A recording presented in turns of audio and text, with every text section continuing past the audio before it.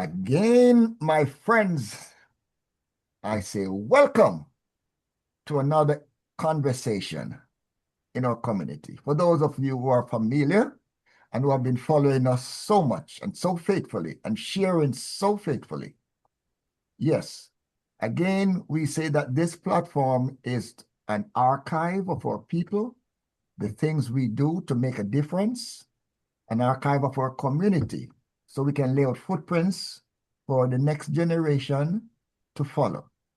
So again, I thank you for tuning in, and we have a special guest this afternoon, which I'm gonna kick it over to my co-host, Secretary to the Cricket Hall of Fame, Dale Brown, to take it away. Thank you, Dale. Thank you, Sir Trevor, and welcome to our guests. Wherever you are in the world, greetings to you. And this is another episode of our legacy series where we celebrate leaders who are helping to shape Jamaica's future and the Caribbean's future as well. And this evening, we have what we will say is a special guest. And he is a true leader in drone technology, promoting its use in Jamaica and the wider Caribbean. He is a remarkable individual, humble, visionary, and fearless, deeply committed to sharing his knowledge and creating opportunities, especially for young people and students in schools across all levels, and others in a field that is often out of reach for our people. So, by dedicating his time, his expertise, his resources, and his passion to the development of drone technology, and also through his work, he has elevated the use of drones across the Caribbean and is also inspiring a new generation to dream big, just as he did, and to innovate boldly, just as he is doing. So let us welcome this trailblazer, a mentor, and a champion for equal opportunity, Mr. Dervon McKellop, the president of Drift Enterprise, chief consultant, and pilot for the unmanned aircraft systems and unmanned aircraft vehicles, Drift Enterprise. Welcome, Mr. Dervon. Thank you very much, Sir Brown. Thank you very much, Sir Professor SosoBone, for having me. It's a pleasure joining you two esteemed gentlemen tonight, and I look forward to the conversation. Dale, I thanks so much for the warm introduction. So much things that you have said that truly defines me. But I always tell people that as you said, I'm just a humble individual, just in the space looking to influence others and to mentor those who want to be mentored. Good. Okay. So, Dervon, could you tell us a little bit about the community that you grew up in and how it shaped your childhood? And what was your early schooling like, up to like age 10, 11? Sure.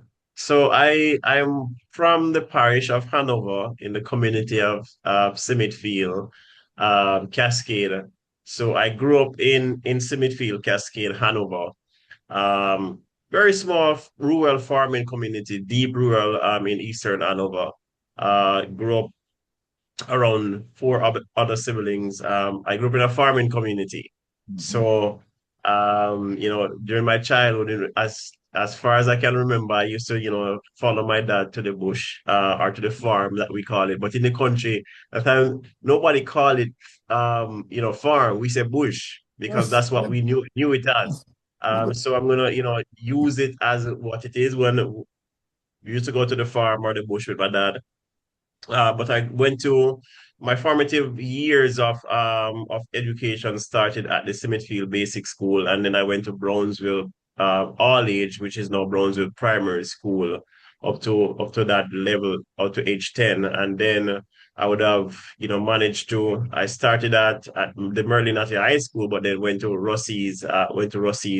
So I claim Rossi's as the high school that I go to. So I'm a Russian, and very much so. But my formative years has shaped who I am today. And one of the analogy that I always use when I'm talking to young people and I'm talking to share about resilience and determination and being, being long suffering is that I always share this analogy about milking the cow.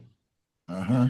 And if anybody knows about milking a cow, going to the farm, milking a cow with a cheese pan, and you're there, milking milking the cow milk into the cheese pan, and you have the cheese pan half with cow's milk to go And home to then kick ensure that you have some milk. it. And the cow make one bad stamp, and It's all over. that milk just get turned over. But guess what? You have to ensure that you carry back some milk home. And so you have to start all over again. And I use this analogy to show that, guess what? Sometimes you will have a bucket filled with milk or filled with opportunities. And, one bad move, something unfortunate happens and it all turns over. But that doesn't mean that the roads end there. It means that I'm going to start over milking the cow, but also watching and positioning the cheese pan to move it when the cow stops. And so my experience there, not just only with cows, but with milking goats as well, and also tending to crops, has given me the understanding of being patient, the understanding of being long suffering, the understanding that you have to be determined when the cow is pulling you into one direction, allow him to run a little bit, but you drag the rope and you snap him neck and him come back. It's those things that I would have learned from my dad and learned, short life that shapes the individual I am today. And I'm really grateful for all of those life experiences. When my parents were, my dad especially was strict on us not going out to events. I was always wondering why, he was so strict. But growing up and becoming a man, I totally understand the reason for it. And I embrace those formative years of my life because those have made me into the man I am today. You know, I grew up on a farm, so I could finish the story about the cow kicking over the milk pan before you finished it, okay? And That's good. and those days I had to get up and box the cow and say, keep quiet. Okay. But it's good that we we understand and the experiences that transcend. And I one of the things that I wish is that young people today, kids growing up today, would have those sort of experiences because it would literally shape their lives to be better individuals. Yes, most definitely. Most definitely. Yeah. You mentioned Russies. Now, were there any teachers, subjects, or extracurricular activities that influenced your future goals? Sure. I had quite a bit of a few teachers that influenced my my education. I remembered Mr. Newsom, who is now the principal of Irwin High School. Okay. I remember Mr. and Mrs. Mendez, Mr. Mendez taught me IT, information technology, as well as he also taught me at Kenilworth Art Academy.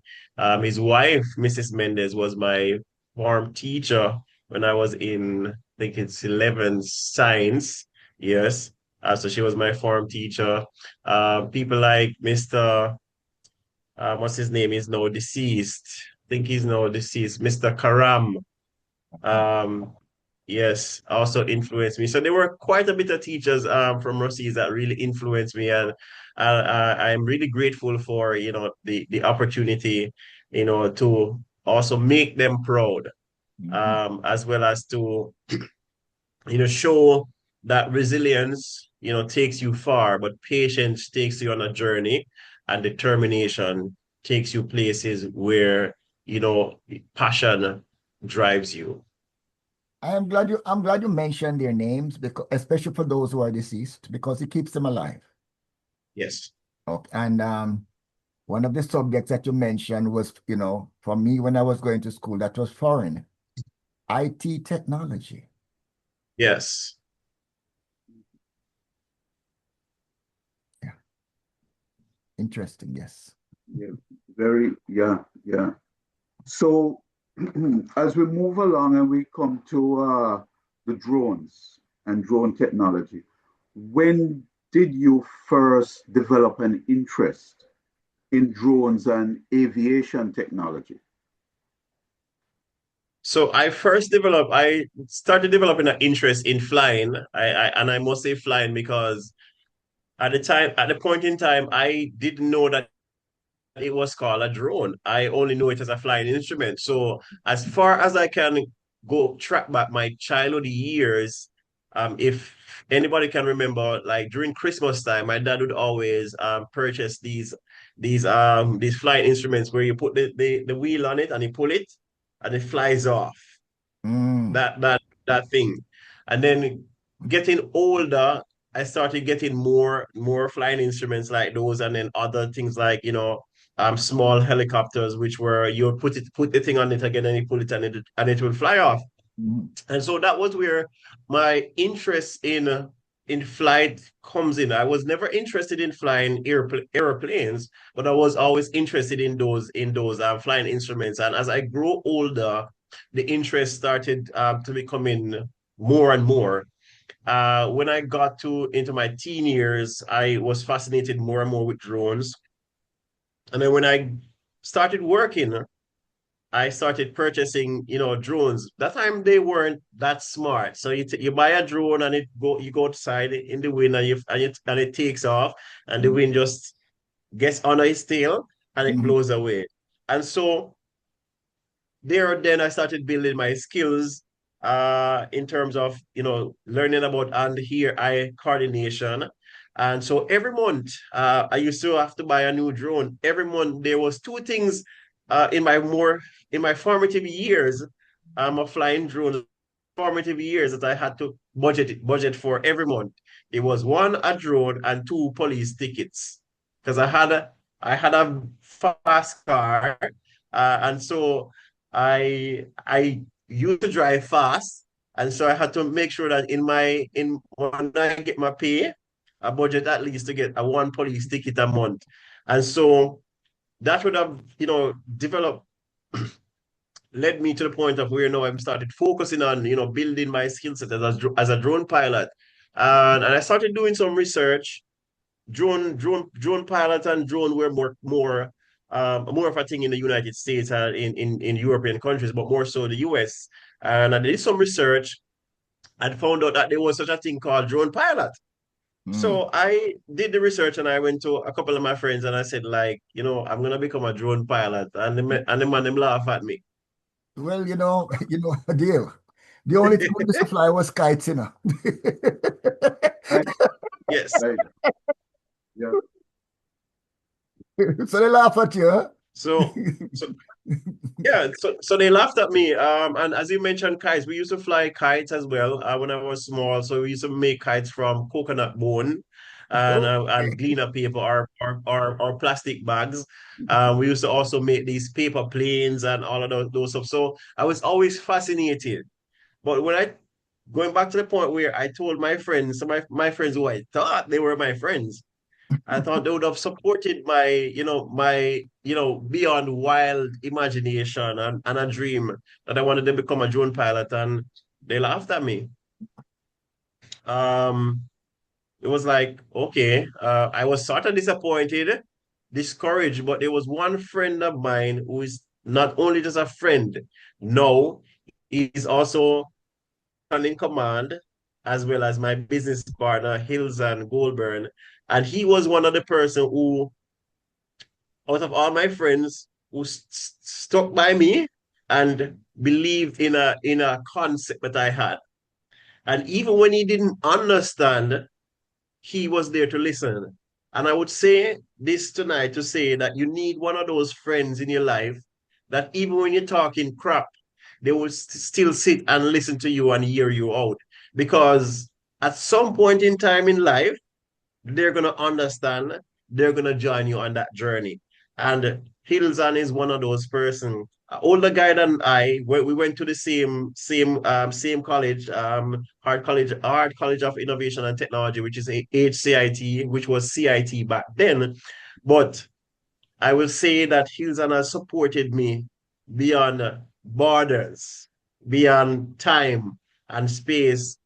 When I had needed to have need someone to talk to and have those conversations about what I was gonna do, he was there. There were other persons that would have stood out and been there for me, but from the get-go, I could call on this guy and say, like, dude, this is what my plans are. When I bought my first drone, when I bought my first professional drone, I was so excited that I drove to his house just to show him. But then the journey continued where I decided that I was going to study for my FAA Part 107. I would have spent over 17 and a half years working in the information technology industry across various sectors and industries, whether it's healthcare, manufacturing, banking, education, training. And I decided that I'm going to start this journey. So I bought some material, and I also have to say shout out to the owner of Pilot Institute, which is Greg Rivera. He's from the US. He was one of my mentors who guided me through the process. This is a guy that I've never met physically in person, but I would have met him through LinkedIn as well as I've known him through his work. He's actually a man aircraft instructor, and I reached out to him through LinkedIn, and he was very supportive in guiding me through the process of becoming a FAA Part 107, like commercial drone pilot. And through that journey, let me interrupt you and ask you one key question. yes. Where were you when you were doing this? So I was in Jamaica, and then I started doing all of this in Jamaica. Interesting. Very interesting, because that established the fact that everything that you have done so far can be done there. Yes, it can be. Yes. And so continuing on the statement before I segue to kind of also support what you're saying, Professor SosoBone, is that I continued that journey, and while I was, going through, it was the hardest thing I've ever done because I did not study aviation. I'm an IT guy, I'm a tech guy. Give me any type of technology, whether it's cybersecurity, whether it's ethical hacking, whether it's trying to, set up data centers or large scale networks. That was me. But I chose a path that I didn't know, didn't truly understood, but was determined enough to pursue it. I studied the material. I went through practice exams. I went through the book, bought all the books and manuals. And then I took the leap of faith.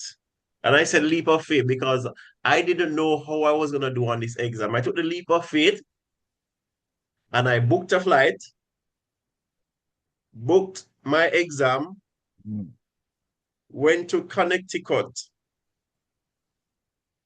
to a flight training center to take the exam. I got cold feet on the first couple of days. I didn't feel ready, so I rescheduled the exam to a couple of days before I was scheduled to leave Connecticut back to Jamaica. Scheduled the exam and I went to the flight training center. When I got to the flight examination center, the gentleman greeted me. I had to put all my things in a locker, and all he gave me was a book,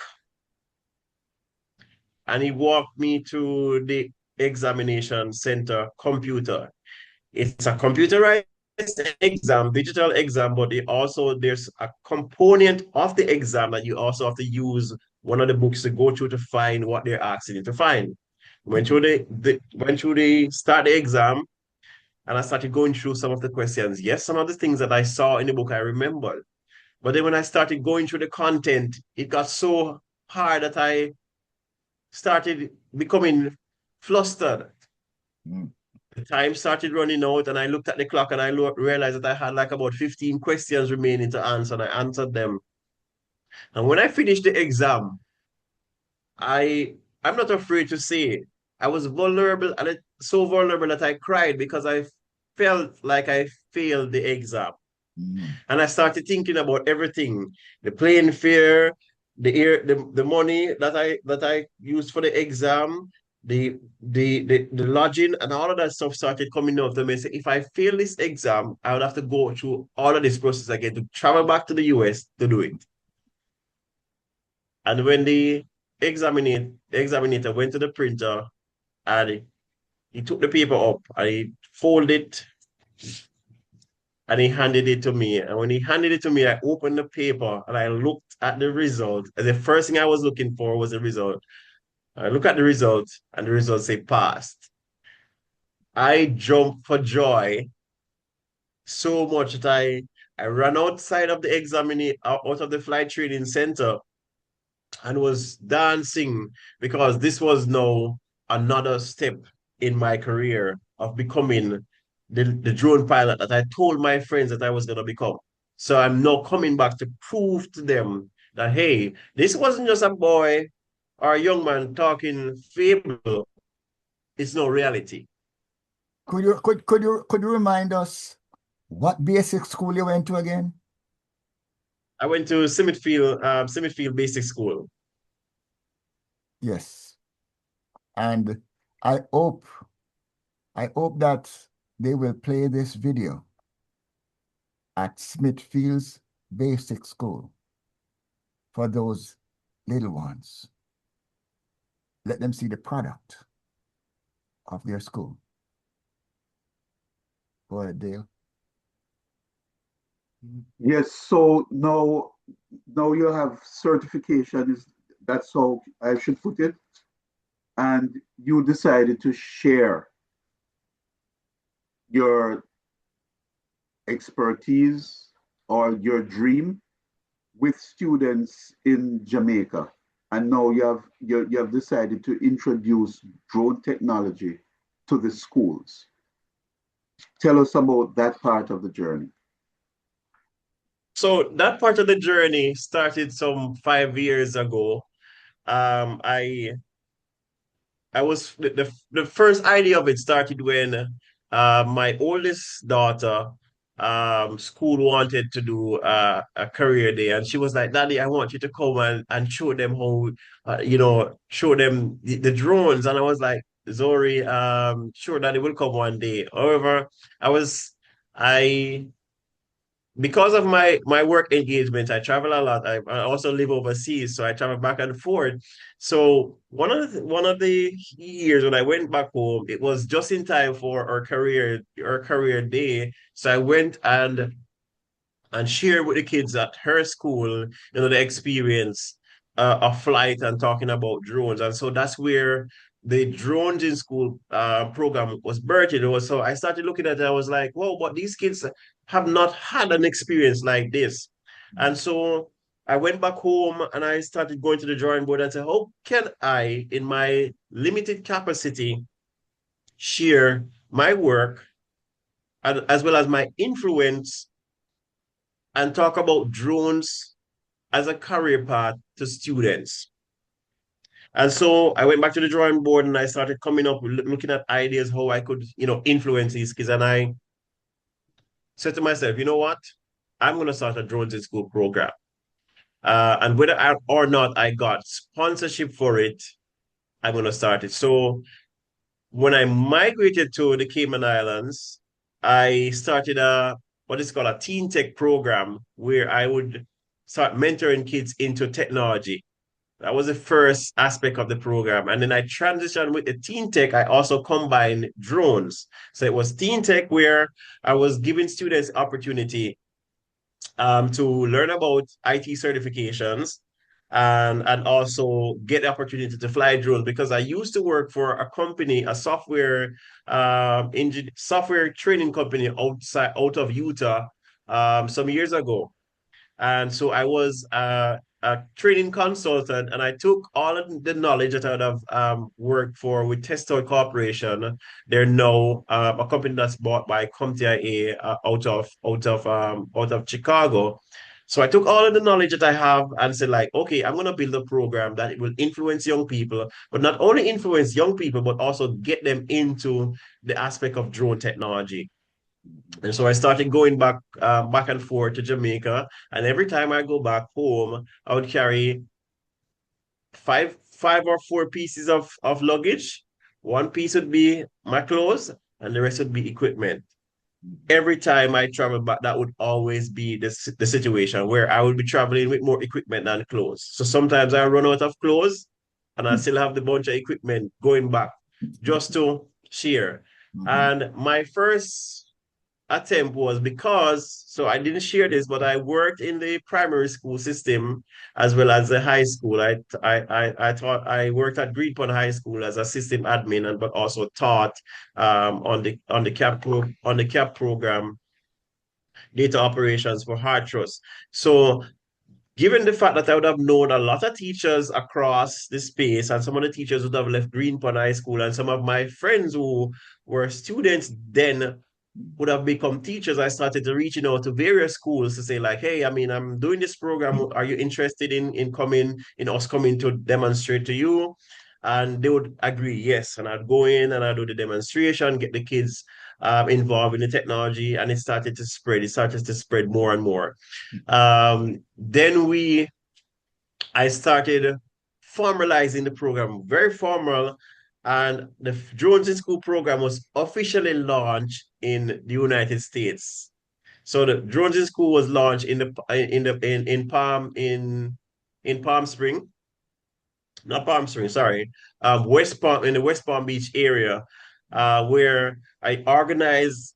I was speaking at an event in downtown Miami, and after that event, I decided that we're gonna launch the program officially. So it was officially launched in Miami, and then from then we have transcended cross borders with the Drones in School program. So from the US to the British Virgin Islands, to Jamaica, to the Cayman Islands. Those are the four countries that Drones in School is currently being run in, and we are expanding rapidly because of not just drones in school, but there's another exciting opportunity, an exciting program that I brought to also the Caribbean space, which we'll talk about in the upcoming series.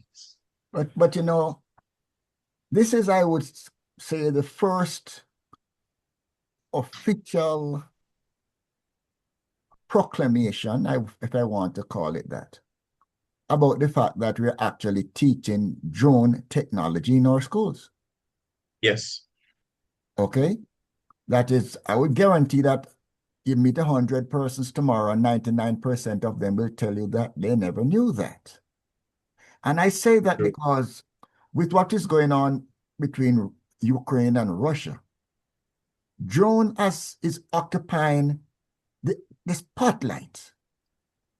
And it is Yes. proven, it is being discussed as a game changer. Okay? So this knowledge that we are actually teaching our children, drone technology, is quite revealing, quite revealing. Yes. Yeah. And on that point, Professor and Dervon, so now you have to have an integration of the drone technology into STEM education. Can you explain that? Yes. Most definitely. So with the integration of drones in school, we formalize the program into a very structured way where I understand the education system because I've worked in there. And also, I further understand it because I'm also a lecturer at a university. So I understand that changing curriculum and Mm-hmm. changing things, rapidly doesn't necessarily work with a lot of people. So what we have done, myself and my team, would have come up with a way where we're seamlessly integrating drones, the toy that a lot of people think about and see and only see it as, but we're integrating drones into the classroom as a tool. So with the Drones in School program, we first do what is called the Drones in School tour, where we go in and we excite the students, we get them involved. We call it this is what we call whet their appetite and Yes. introduction to the technology and to help them to understand what it does and what it can do. And then the next aspect of our presentation from the Drones in School program is that we connect it to the classroom. Mm-hmm. So we talk about how drones, I can use a drone to teach them any subject that they're learning today, a concept in any subject that they're learning in school today. So whether it's mathematics, English language, geography, social studies, physics, chemistry, there's a concept in all of those subjects that we are using drones to teach them today. So Mm-hmm. if you talk about simple examples like mathematics, you'll ask a kid, like, when the drone takes off, go up and it goes across. There's two letters in the alphabet that reference.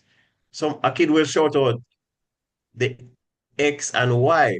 And I say, but you need to complete it. It's the X and Y axis. So when the drone takes off Mm-hmm. and move across, Mm-hmm. can talk about angles. When a drone moves, it banks at an angle. Mm-hmm. So instead of the teacher writing, okay, make a right angle on the board, I can use a drone to turn to make a right angle and show them in practical sense. Mm-hmm. If we talk about English language, an English language teacher might be watching or listening and say, well, how do you teach? How can you use a drone to teach? No, yes, I can. We are doing it. I go outside and I fly the drone and I take some pictures and I come back to the classroom and project it on the board and say, students, write a descriptive piece based on the story, based on the pictures that are projected on the board. Mm-hmm. Storytelling, from the pictures that I've taken, I can present those on the board and say, students, write a story based on the photos that are present. And those are just two of the subject areas. I could tell you for every subject, whether it's your child, who those who are listening is in K to 13 or to 12, drones are being integrated into the classroom to do just that. And that's what the Drones in School program is all about. And Have, then when have, we segue go have ahead. you, have you developed an online program as yet? We're working on releasing an online program, Mm-hmm. to also get more the program available to more students across cross borders. And our objective is that we want this program to be accessible to everybody, to those kids who are in rural areas who can't afford it, and those who can afford it. We want to make this program accessible because I believe in shared opportunities. Well, So you could be from Upper St. Andrew, or you could be from deep rural Hanover. I want you to be able to have an opportunity to experience flight. it will be on And the when we talk, SosoBone Media Network, okay? yes, thank you very much, sir. And when we talk about the integration of the STEM and STEAM aspect, if you check anywhere else in the world, you will not see this. This was created by yours truly, a Jamaican who has a passion for innovation. We have this program called the Triangle of Drones, which is a part of the Drones in School program.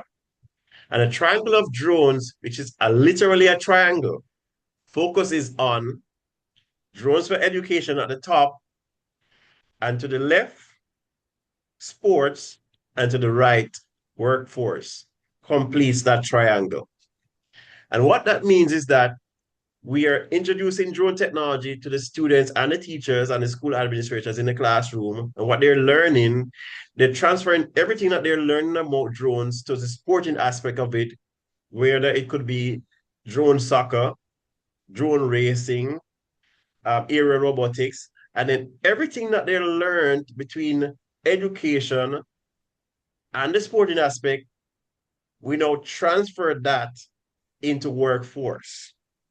So now they're given all the information, the skill sets to now build on those to now enter into the workforce. They could either be drone pilots, they can be drone engineers, there can be software engineers to code and build drones, build drone programs. They can work for the police. There's so many opportunities there.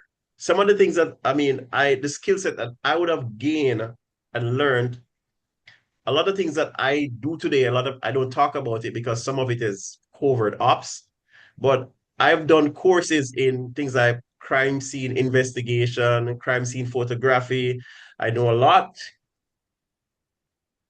supporting all that I do to also integrate those things into the Drones in School program to help other students and other people out there who want to get involved in drone involved. But when we talk about the STEM and the STEAM aspect, we focus on ensuring that every child that we come in contact with through our Drones in School tour and the Drones in School visit gets an opportunity to see the flight comes to life.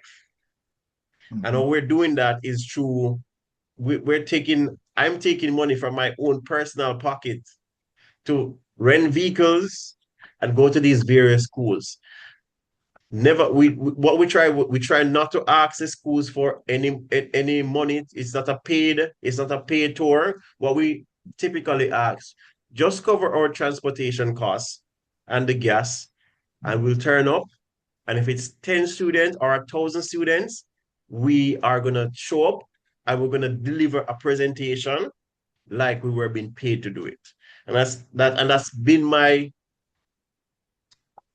mindset from the get-go, and that has not changed since I've started the program.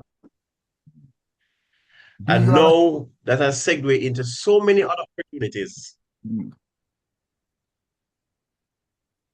Do you have a team in Jamaica now that is carrying forward this program now, to scale? Yes, we actually have a team, and we'll talk about that team is also I don't wanna short circuit Dale, but if I may, yes, we have a team. So the team that we have are the members from the Jamaica drone soccer team. And those members are supporting that drive. Just before the hurricane hit, we went down. We're coming from South Korea. And we went down to Jamaica and we visited 9 schools, saw over 1,500 students. Actually, I met while coming back on the flight from Miami when we're coming from the Drone Soccer World Cup. I met Peter Bunting in the immigration area, and the flight attendant would have announced that there were some pilots on board the aircraft, but they pilot drones. And they congratulated us, the team, coming back from the Drone Soccer World Cup. And while there, I've never met Peter Bunting before in my life. I've only seen him on TV. And Pete, while I was in the immigration area waiting, Peter started walking over to me and I started walking over to him. Shook his hand and he said, "What is drone soccer?" And I said, "It says it's football in the air." And he said, "I am interested." And we exchanged contact numbers that day. And Peter was in the Cayman Islands for a few days and we chatted every single day up until he left. And I told him that we're coming back to Jamaica, and he actually invited us to his constituency to visit 5 of the schools in his constituency. And we went and we put on a show. We put on an experience for High School, Cross Keys High School. We visited several primary schools, and the reception that we got from the students and the teachers was overwhelming. Well, I will say that this is an eye-opener for diaspora and beyond our diaspora. And I say this because there's so many things that we have been doing, and as we sit at Dale, sometimes we have these diamonds in the backyard, which, yes, they are real diamonds, but they have not been put on the showcase. And this is True. and this is extremely encouraging, and it will create some new. Well, we talk about this throwing this stone in a pond. Dale and I, we talk about this consistently. And when the stone drops in the pond, the ripples starts. The ripples. Yes. And you don't know where the ripple stops. It goes to oblivion. And this, Dale, is a new stone in the pond. And every time the ripple goes and it's against an object, it starts a new set of ripples. Yes, absolutely. And since we already segued into it, into the drone soccer, um, you covered the educational part of it, and let's look at the sports part of it. And one of the professor's favorite word is a word called triangle. He likes the 3 points Yes. of the triangle. Yes. So now they have The triangle is a weapon. Yes. Yes. So here we go. In September in South Korea, they have the Drone Soccer World Cup, which many persons don't know anything about. But how now? There were teams from 33 countries, but Yes. from those 33 countries, there were only 23 official national teams. The rest of them were club teams. Yes. Now, Jamaica featured two teams, a national team and a club team. How did you pull that off?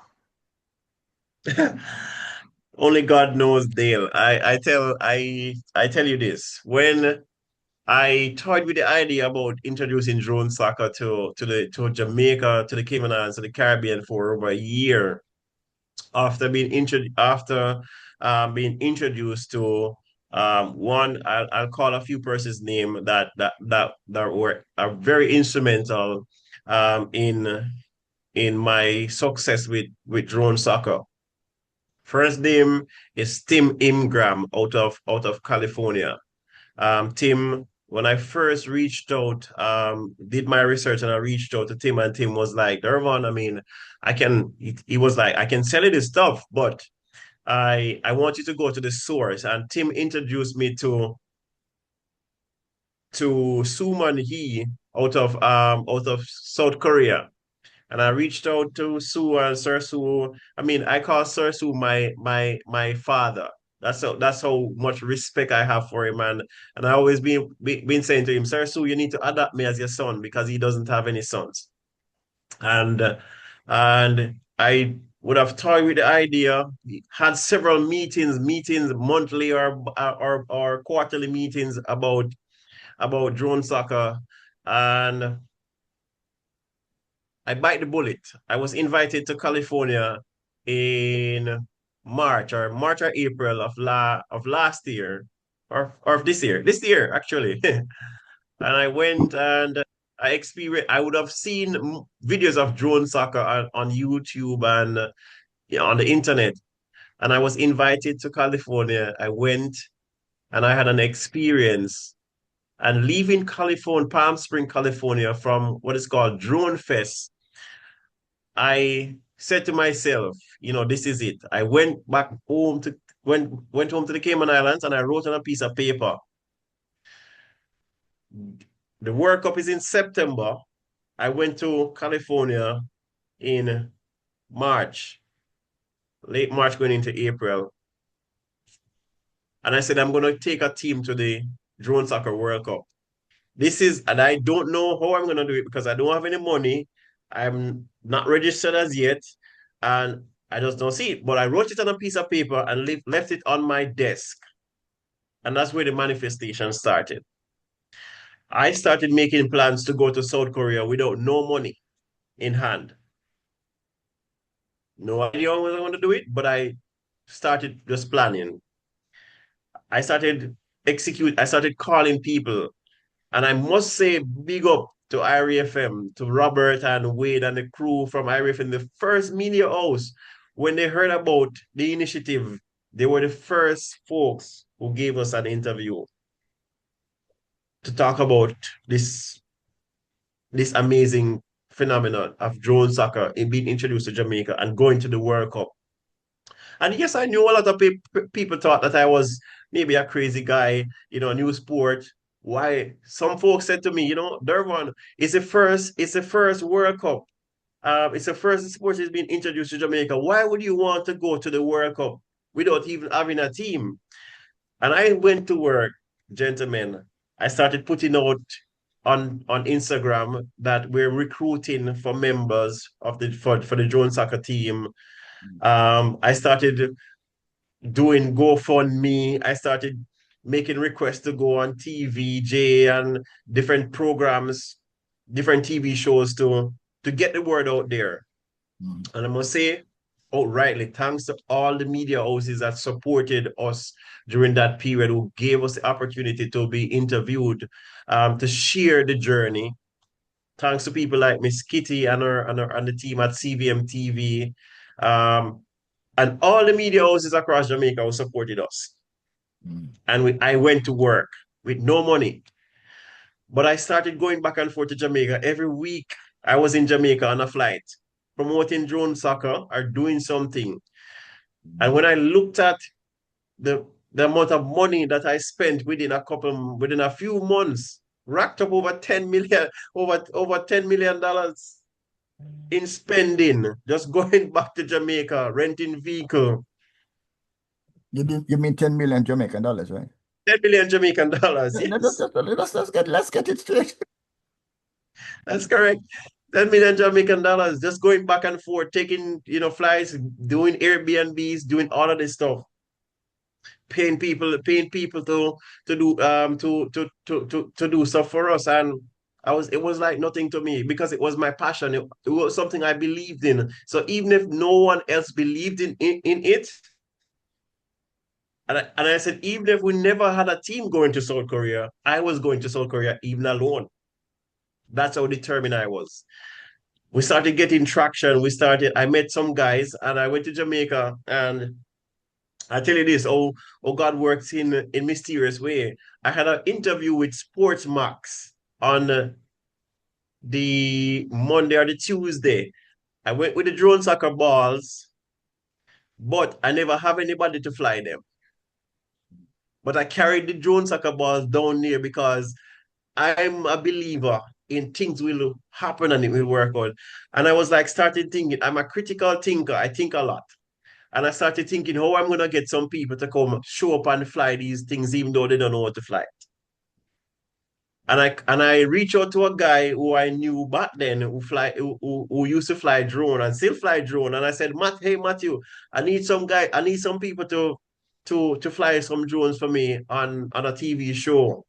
And he went to work and he got some guys. The guys turned up, and these guys have never flown a drone soccer ball before.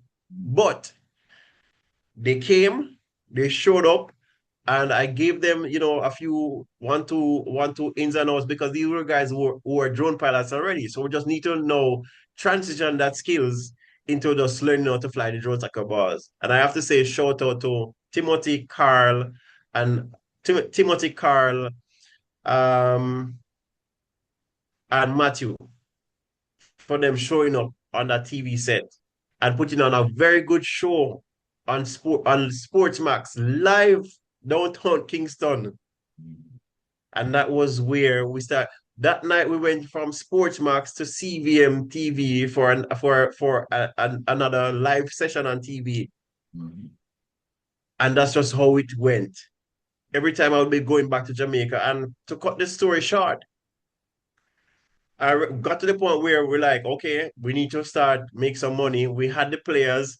I'd go back to Jamaica and train on a one or two sessions and then fly back to the Cayman Islands to my job. And that was just the momentum going back and forth. Mm-hmm. we started saying like, okay, we looked at what it costs for airfare, what it costs to for everything that we need. We needed 90,000 US dollars Mhm. to take an entire team, two teams, a contingent to South Korea, including the admins. We started the GoFundMe. A friend of mine started the GoFundMe, and when we looked, the GoFundMe wasn't getting any traction. So we said, like, listen, guys, we have to drop this amount of money to a smaller amount and just scrap some of the things that we're gonna do. We dropped it to like about $40,000 or 45,000 US dollars, and then a little bit of trickling started coming in. And I also want to say why the trickling started coming in. I have to say shout out to Neville Bell from Carmel Old Boys Association, the Mid Atlantic chapter. Neville made things happen. We got contributions from various members of the Cornwall Old Boy, because then I started recruiting players, and there was a Cornwall student actually on the team, and I just started thinking out of the box how we're gonna do it. We still didn't make the GoFundMe. I had to go back to the players and say, players, guess what? You're gonna have to pay your own plane fare to South Korea. Mhm. A lot of players dropped out because some just never had the money. Mhm. But I was like, okay, what can we do? We were covering already accommodation for the team, meals and all of that. And Mhm. so we just asked a simple ask, guys, can you pay your plane fare? And some of the team members stepped up to the plate. They paid their fare. We went to South Korea with two teams, the national team and the club team. And we went in early and we played and trained our hearts out. Played against the giants of that are playing drone soccer, 3, 4 years, 5 years before us. Went in, played against, China, Spain, Chinese Tapia. We played against so many other India, and we stood like a rock, just like what Jamaica is. Mhm. As they would say, welcome to Jamrock. We Mhm. went to South Korea, Jeonju, and stood like a rock, Mhm. played our hearts out to come back home, not only with our hands empty, but with two top awards for just starting to play drone soccer. Only 6 months. Only 6 months. Yes. Right. And what were those awards? So we got the Rising Star Award, and we for the class 40 category, and we also got the Spirit of Drone Soccer Award for our resilience and in the sports as a Right. newcomer. Just 6 months. When I Right. went there, Yes, go when ahead. I went yeah when I was there, and I made a presentation to all the country delegates that were there. I made a presentation about the work that we're doing in Jamaica. When I came off the stage, folks, delegates from South Africa, from India, from Malaysia were coming over to me, asking me for the presentation that I did, asking me how did we do it with such a short sprint. Within 6 months, we're able to not only bring one team but two teams, but Mhm. also promoting drone soccer to not only Jamaica, but we brought a delegate from the Cayman Islands, and we also brought a delegate from the Bahamas. Mhm. I have to, That's a little country boy from Hanover, yes, rural Hanover. yes, and much respect. And I'm going to tell you something, share a story with you and the viewers.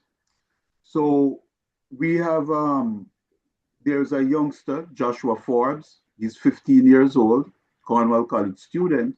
Was a member of your team, competed in the, I think the 40, that class.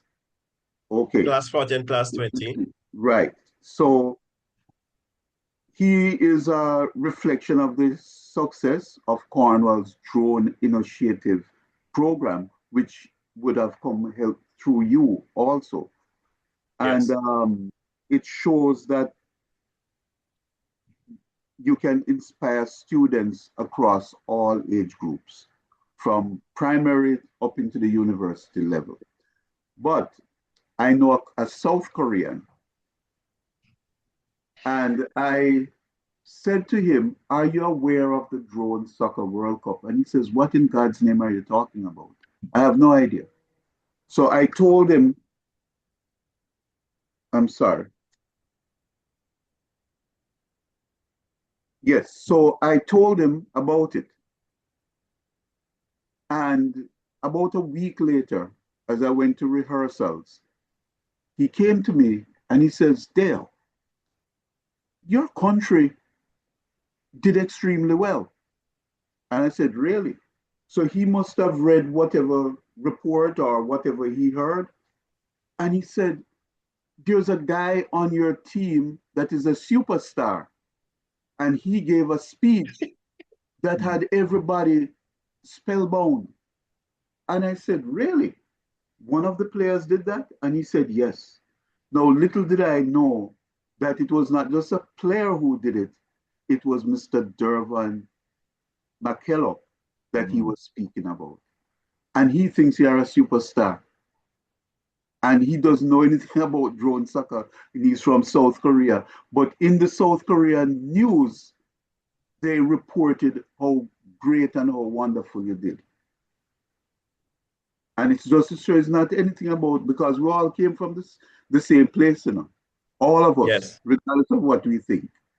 But it's a matter of dreaming, dreaming big, stepping out with boldness, Yeah. because you have the faith. And I was very proud of you. You didn't know anything, but through the Drone Soccer Initiative at Cornwall College, I became familiar with you. And of course, through the aforementioned Never Bell.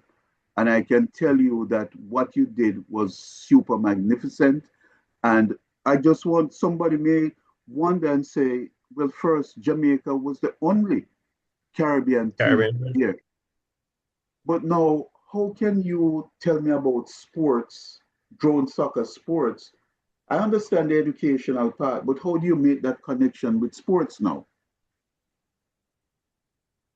So the connection with sport um goes deep because one of the things for me, I grew up as a runner as well as a boxer. I used to box. Actually, um, Nicholas Axman Walters' father, which is Joe Walters, used to be my trainer, and I used to, fiddle around boxing a lot, and then I, decided that I didn't want any more hits in my head, so I, started turning to, different things, and soccer, and drone sport was one of the ones that stood out. It was something that one I started looking at kids that never had the ability to play on the field, but they could control a drone. They had, hand and ear eye coordination, or we could teach them that. I also looked at those kids who were in, or persons who are in wheelchair, can't walk, but they could sit in a wheelchair and play, use a controller. I started thinking about all the opportunities that existed that I would have experienced. So outside of just being the national coach for the drone soccer team and running the drones in school program as the program director, I would have had success in being a movie set drone pilot, piloting drones and productions for Top Chef Canada on Food Network, and piloting drones for various other movie production set. I currently there's a production that is also on Amazon Prime Movies, which is called Daniel's Gonna Die, that I also I'm the drone operator on that movie set. Mm. But humbled by my experiences, I said to myself, I want to give students the opportunity to not only just play a sport, but to experience, have a cultural exchange. So whether we're going to travel to the Cayman Islands and play against Cayman as friendlies, or we're going to travel to South Korea, or we're going to travel to the United States, or wherever the games are, I want to give students that experience. And so the connecting the sporting aspect of it is showing students or showing people that, guess what? Drone is a toy, but it's a tool, but it also has great benefits in the sporting arena. So just like a professional footballer, yes, you play for your national team and you may not get a salary or per se, but if you play in a club setting, you earn big dimes. But then we transition that sporting aspect to the workforce. And to even give you a typical example, what a real world experience like that is. So currently, I'm talking to you guys from the British Virgin Islands. I'm here working on a project with the government, and with me are three of the drone soccer team players that are here supporting the drone soccer initiative, but also gaining experience by working and earning some money in the British Virgin Islands. And that's how we connect education, sports, and workforce. Okay.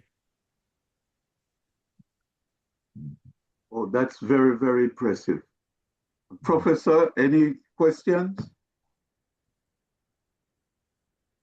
Um, I have too many questions.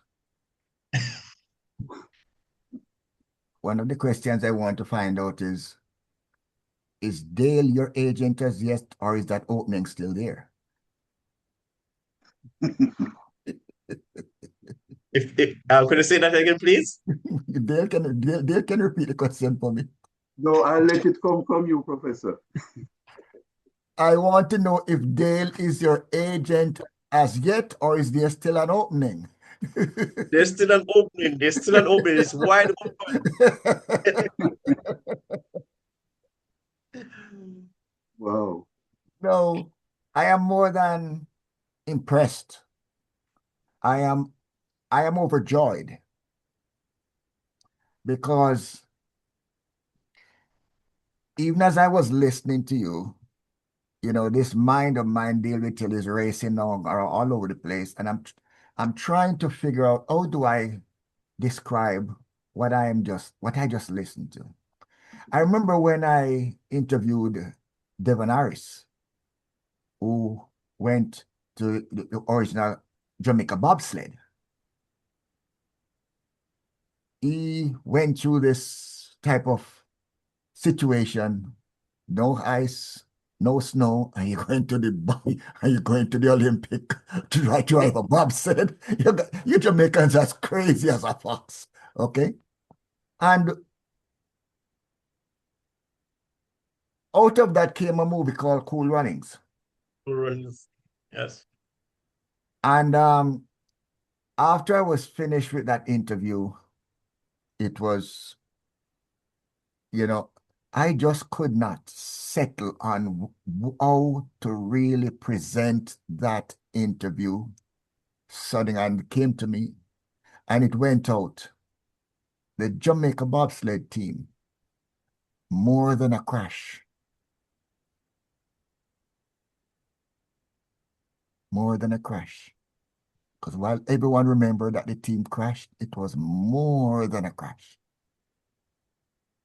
And I'm sitting here listening, and my mind is saying, yes, I got it. Yeah. Jones soccer. It's more than a toy.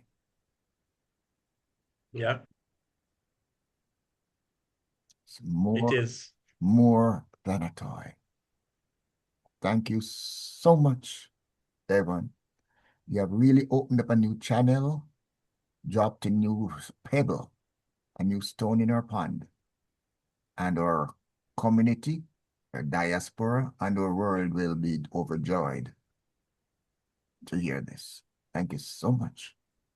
Most definitely, sir. Most definitely. I mean, I sometimes ask myself, how do I do it? Sometimes, doing this work, tears come to my eyes because I see, it's my passion. It's what I love. It's, I do it, aimlessly without, searching for any rewards, any accolades, searching for any, if no one tells me thanks, I still do it because guess what? I just believe that I'm inspiring, kids. We're here in the British Virgin Islands working, and so far we've visited over 3 schools. Yesterday, I was in a lecture theater, talking to over 100 kids and their teachers with their principal and their deputy principal talking about drones and drone soccer and drones in the classroom. That's just what I love. That's what I want to do.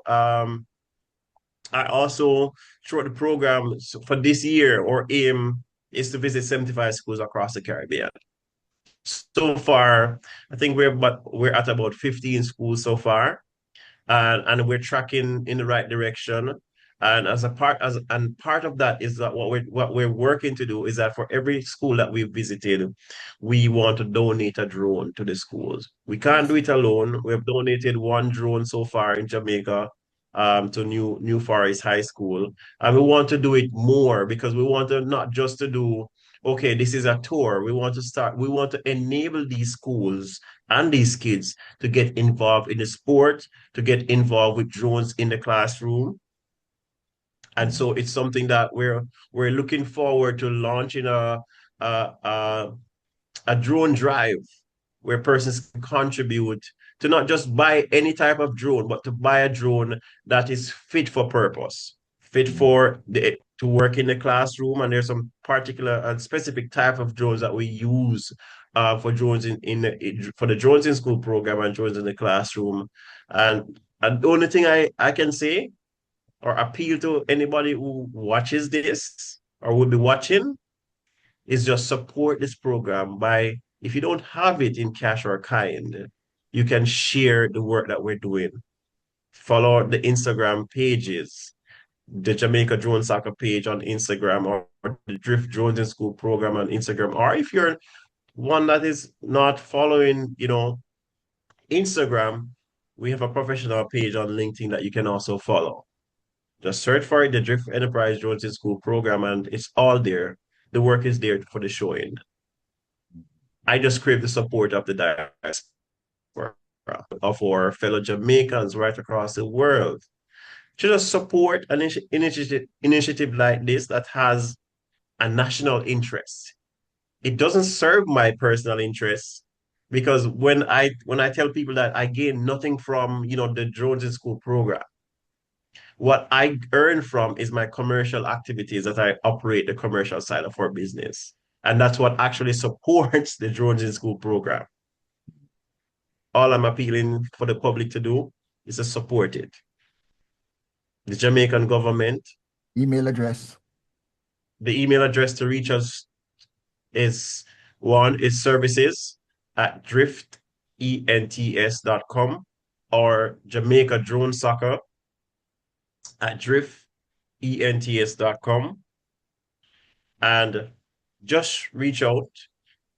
I'm on Instagram or LinkedIn or any of the social media platform, Dervon McKellop or Dervon MC. Drop me a message. I'm open to responding, or someone from my team will respond. And just support the initiative. It has a national interest, it has a regional interest, and we want every kid to be able to have an experience like no other, that they can go home and talk about it for years to come. And in my final words, I always say the easiest way to reach families is to go into schools. Yes. Every kid has a home, and every home has a child, and every child has a friend, and every parenting has a community. You want to influence a nation, influence them through schools, Yes. because you're getting a cross section of kids from middle class background, from upper middle class, from lower middle class to rural to whatever there is. It appeals. A child from the rural community will go home and say, Mommy, I just learned how to fly a drone. Can I get a drone? No, you can't get no drone because I can't afford it. We want to be able to put a drone in each kid's hand, an educational drone that they can code, they can fly, they can learn the engineering aspect of it. It doesn't have to be expensive. It's not expensive. We just need hands and hearts to contribute to it, to make this program a better program, and to lift it across Jamaica.